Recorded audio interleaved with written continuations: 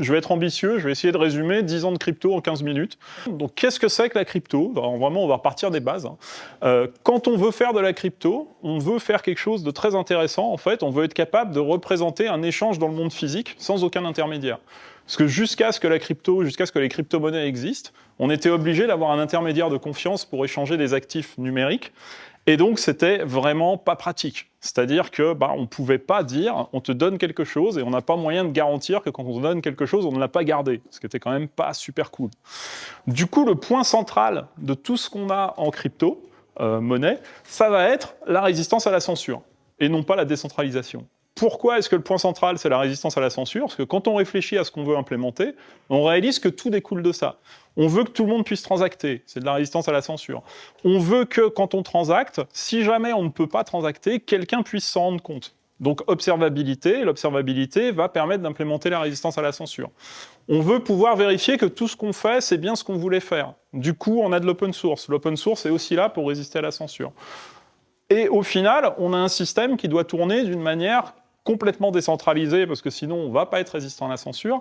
Et pour tourner de manière décentralisée, il faut donner des incentives, parce que sinon personne n'a envie de faire tourner un système pour ne rien gagner. Du coup, tous les jeux qu'on va avoir de théorie des jeux, de monnaie, de combien on doit garder, de staking, de toutes les choses un petit peu absconses qu'on va trouver en crypto-monnaie, c'est pour implémenter la résistance à la censure. Et c'est super important de comprendre ça, parce que quand on regarde un petit peu comment les choses marchent techniquement, on se dit qu'elles sont super compliquées, et elles pourraient être beaucoup plus simples si on n'avait pas envie d'implémenter cette résistance à la censure. Donc quand on commence un projet crypto, pour moi, c'est vraiment un truc à garder en tête. Après, tout ça, c'est implémenté avec de la cryptographie. Pourquoi? Parce que le meilleur moyen qu'on a aujourd'hui pour prouver qu'on a fait quelque chose d'une manière fiable, mais sans pouvoir être, je dirais, fraudé, intercepté, c'est avec de la cryptographie. Du coup, on en vient à la cryptographie comme point central, à la cryptographie comme point d'entrée, puisque tout le reste étant fiable. Au final, l'utilisateur, c'est la pièce faible là-dessus. C'est le point d'entrée dans la blockchain qui reste faible. Donc, pour moi, le point d'entrée et qu'on doit sécuriser, en tout cas la chose intéressante, ça va être le wallet. Alors vous voyez où je veux en venir. Je suis rentré dans la crypto en m'intéressant au wallet, puisque moi-même j'ai un historique qui a pas mal traîné dans la carte à puce pendant assez longtemps. J'ai un profil donc très technique, ingénieur, et j'ai commencé par résoudre des problèmes sans exactement savoir pourquoi je résolvais les problèmes. Donc je suis parti de la carte à puce, outil français que tout le monde connaît, en me disant ça serait quand même super si la carte à puce était ouverte et si tout le monde pouvait détenir ses secrets dans sa carte à puce au lieu de détenir les secrets de ses opérateurs et de sa banque. Et donc j'ai fait ça j'ai commencé en 2004 à faire ça. Et puis progressivement, j'ai itéré plusieurs sociétés qui essayaient de réfléchir à qu'est-ce qu'on peut faire avec des cartes à puce, gérer des mots de passe, etc. Ça marche pas parce que tout le monde s'en fout. Et puis je suis tombé dans les cryptos en 2012 et c'est là où tout de suite je me suis dit la crypto c'est bien, mais si on veut que ça marche, il faut sécuriser le point où on a un blocage, et ce point où on a un blocage, c'est la clé. Et du coup, la carte à puce permet de détenir, permet de gérer la clé, et c'est super. J'ai enfin trouvé une solution qui va me permettre de faire quelque chose avec le truc technique qui était sympa, que j'avais créé, mais qui n'avait pas réellement de product market fit. Bon, le début de Ledger, c'est ça. Alors ça n'a pas l'air super sexy à raconter comme ça, mais du coup, je me dis, il y a un super potentiel, et la crypto, à l'époque, c'était, là on se présente, on est à peu près en 2014. Donc en 2014, on n'a quand même pas grand-chose en crypto. On n'a vraiment rien. Donc qu'est-ce qui se passe quand on est une société qui cherche à se lancer? Déjà, on essaie de trouver une seed. Trouver une seed sur une crypto, et sur de la crypto et du hardware, c'est pas évident, parce que les VC sont pas vraiment chauds pour financer quelque chose qu'ils ne comprennent pas, et en plus financer du hardware. On arrive quand même à trouver 1 million avec les dents, et après, on regarde un petit peu ce qui se passe et on se dit, mais personne ne sait en fait exactement où la crypto va aller en 2014. Donc la 2014, c'est un foisonnement de tout. On a du Bitcoin, on a du Doge, on a plein de choses. Et on se dit, puisqu'on ne sait pas où aller, en fait, mais qu'on a une technologie qui va nous permettre de supporter tout ce qui est un petit peu possible de supporter, on tire et on regarde ce qui va rester. Donc on se dit que la croissance de la société, en fait, va se faire en supportant le plus de choses possible, sans avoir nécessairement de vision sur qui va gagner. Enfin, évidemment qu'on se disait que Bitcoin allait devenir faire quelque chose. Mais en tout cas, on itère, et puis on regarde ce qui se passe. On fait plein de partenariats, on essaye de trouver de plus en plus de chaînes sur lesquelles les choses vont fonctionner, et on attend de voir. On a attendu de voir un petit peu, bon, ben pareil, l'écosystème était quand même pas fou autour de 2015-2016. On arrive à sortir une série A, une petite série A à 5 millions, en disant, bah oui, on voit qu'il y a une croissance qui commence à arriver, mais on ne sait pas exactement jusqu'où ça va arriver, jusqu'à ce que tout explose en 2017. Parce qu'en 2017, c'est la découverte, en fait, du retail qui commence à découvrir les cryptos. C'était un moment assez incroyable où on arrive, on se lève, on voit des pubs pour la crypto-monnaie dans les échos. J'allais prendre l'avion, je voyais des pubs pour Bitcoin un petit peu partout.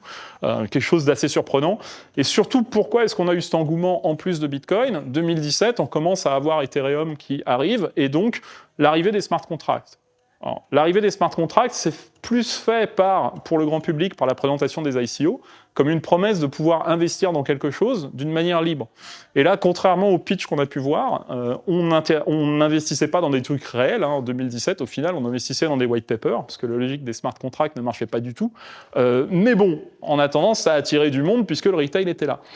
Et c'est là qu'on réalise une dynamique assez importante dans les boîtes crypto. C'est qu'au final, une boîte crypto, quelle qu'elle soit, est toujours extrêmement soumise aux lois du marché. Alors là-dessus, mon point de vue personnel, je précise, c'est pas le point de vue de Ledger. Si jamais il y a des gens qui sont liés à Ledger, investisseurs chez Ledger ou des avocats, c'est mon point de vue personnel, je préfère le rappeler. Mais c'est un de mes bons retours d'expérience. Vous pouvez être aussi bon que vous voulez. Si vous êtes en bear market, de toute façon, c'est impossible de battre un marché qui est en train de vous projeter au sol. Donc l'idée en bear market, c'est de construire, d'être fort, d'être résilient, mais de ne pas essayer de faire des choses incroyables, parce que de toute façon, vous ne pourrez pas faire des choses incroyables. Au final, si vous avez un minimum de traction, mais vraiment un minimum, et que vous êtes en bull market, le genre de multiple que vous allez voir, c'est du x10. Alors, c'est pas super à expliquer à des investisseurs, à dire, bah ouais, mais là, vous comprenez, ça stagne un peu, mais bon, attendez le bull, ça va aller mieux. Mais bon, visiblement, c'est une stratégie qui doit marcher pour certains invests. Voilà, bon, c'est peut-être un retour d'expérience ou pas, c'est à vous d'essayer. Donc, on arrive en 2017, et curieusement, en 2017, on arrive quand même à faire, une plus grosse série, puisque là, du coup, on arrive à faire une série B, et puis la série B, tout de suite, on passe de 5 à 55 millions. C'est marrant, ça a l'air d'être lié au bull run. Bon. On prévient nos investisseurs que ça va peut-être pas durer, en fait, parce qu'on on close la série B à un top de Bitcoin. Et puis, en fait, 2 semaines après, en fait, ça dure plus. Enfin, ça commence à tomber, et puis c'est là où on voit Bitcoin qui tombe de 20 000 et qui commence à gentiment commencer à plus aller très très bien. Je crois que c'était 20 000 ou 10, je me souviens plus bien, mais bon. Et donc voilà, donc après, on repart dans une traversée du désert, et dans cette traversée du désert, par contre, le mindset change un peu. On comprend qu'on va avoir une arrivée massive d'utilisateurs qui peut d'un seul coup venir, et on commence à réfléchir à comment se préparer à gérer ça. Et se préparer à gérer ça, ça veut dire à la fois se préparer de manière technique, il faut être capable de supporter un flux d'utilisateurs beaucoup plus important sans être prévenu, et également sur comment est-ce qu'on va scaler les fonctions support dans la compagnie, puisque les fonctions support, plus tout le reste, plus le support en lui-même, parce que c'est vrai que si je dis fonction support, ça va être un peu... parce que si on n'est pas capable de répondre aux questions des utilisateurs quand il y a masse utilisateurs qui arrivent, forcément, ils ne vont pas être satisfaits. Mais si derrière, on a 500 agents pour répondre quand on est en bear market, c'est pas super non plus. Donc du coup, scaler une boîte crypto, il faut bien réfléchir, il faut bien se mettre dans la tête que ça va toujours être, si on est lié en tout cas à la crypto en elle-même, ça va toujours être des montagnes russes. Parce qu'on ne sait pas quand le marché va arriver, mais en tout cas, en bear, il faut tenir, et en bull, il faut tenir aussi, mais dans l'autre sens. Donc on arrive sur cette période, on se renforce, et on commence quand même à voir une arrivée des smart contracts et des choses qui, les prémices de la finance décentralisée. Mais on se dit qu'il y a un truc qui n'est pas craqué en finance décentralisée, c'est qu'au final, personne n'y va. Parce que personne n'a vraiment trouvé le moyen pour générer de la liquidité. Et la liquidité étant maître de tout en crypto, s'il n'y a pas de liquidité, il n'y a pas de gens qui viennent, il se passait juste quelques petits développements techniques, et au final des développements techniques qui sont aussi assez critiques pour un wallet, puisque tout pouvait sauter d'un écosystème à un autre. Il faut voir que tout ce que j'ai expliqué aussi au départ sur la décentralisation, ça veut dire qu'il y a très très peu de stickiness en crypto. C'est très dur d'être sticky quand on est un wallet, puisque cette décentralisation, cette open source et cette interopérabilité fait que tout le monde peut prendre juste sa seed et passer d'un wallet à un autre. Donc c'est compliqué en fait. Comment est-ce qu'on fait pour grossir? On commence à réfléchir maintenant, une fois qu'on est en série B, comment est-ce qu'on va faire pour générer un peu plus de fonds à partir des utilisateurs? On ne peut plus juste vendre des wallets, il faut réfléchir à comment en plus on peut générer plus de, plus d'ARPU à partir d'un utilisateur. Et donc, là-dessus, on commence à se dire, ouais, on va se préparer à faire des services, on va se préparer à faire des services de swap, on va se préparer à faire un petit peu de choses autour de la DeFi, et puis si jamais la DeFi démarre, on sera prêt. Et là-dessus, coup de chance, en 2020, qu'est-ce qui se passe? Il y a des gens qui craquent le truc. Les gens qui craquent le truc en se disant, oui, mais après tout, on va pouvoir faire des distributions générales de tokens. On va dire aux gens que si jamais ils placent un token pendant un certain temps, on va leur en distribuer d'autres. Et c'est là où on arrive au fameux DeFi Summer de 2020, où on avait plein de choses à manger. Voilà, c'était, on attendait un petit peu, on mettait, puis on récupérait des sushis, des pizzas, des trucs. Voilà. Bon, je vais éviter de trop parler de bouffe, parce que sinon, ça va créer une émeute après. Et donc, bon, ça c'était en 2020, et on voit ça, on voit cette croissance, on se dit ça y est, c'est bon, on a craqué quelque chose, la DeFi commence à arriver, et puis très vite c'est retombé parce que voilà, la dynamique des marchés étant ce qu'elle est, on n'a pas complètement tenu. Et du coup, ça nous met là à réfléchir et à dire ok, c'est quoi la prochaine phase? Parce qu'on a craqué ça, on a vu qu'on commence à avoir de la DeFi. Est-ce que la prochaine phase, c'est plus de DeFi? Est-ce que la prochaine phase, c'est comment est-ce qu'on arrive à toucher des gens qui sont hors de la crypto? Mais comment est-ce qu'on fait pour toucher des gens hors de la crypto? Et ça, c'est la question qui nous a emmenés ces dernières années, puisque depuis 2020, il y a eu quand même un marché, en 2021, il y a eu un marché qui était quand même pas énorme jusqu'à aujourd'hui. Aujourd'hui, je pense qu'on peut dire qu'on est en quelque sorte dans des prémices de bull market, mais on voit que c'est quand même toujours les investisseurs crypto qui jouent entre eux. On n'a pas encore beaucoup de nouveaux entrants dans l'écosystème. Et donc, la question qui se pose, c'est comment est-ce qu'on fait rentrer ces nouveaux entrants dans l'écosystème? Est-ce que il ne faudrait pas changer un petit peu la donne? C'est la réflexion que je me suis posée. Et du coup, je me suis dit, il faut peut-être revoir notre UX. Il faut peut-être revoir en fait comment on rentre dans l'écosystème. Et peut-être que rentrer dans l'écosystème avec un hardware wallet, au final, c'est pas le meilleur moyen de le faire. Il se trouve que quand on avait lancé Ledger en 2014, c'était le seul moyen de le faire, parce que si on voulait protéger une clé, on était obligé de le faire avec du hardware.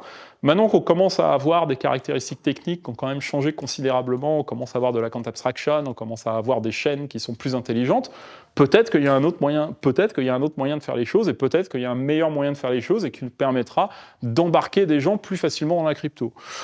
Et du coup, c'est ce que j'ai décidé de faire. Voilà, donc je suis parti de Ledger et je me suis dit, je vais faire ça en mode pur software, en tout cas. Je ne vais plus dépendre de hardware.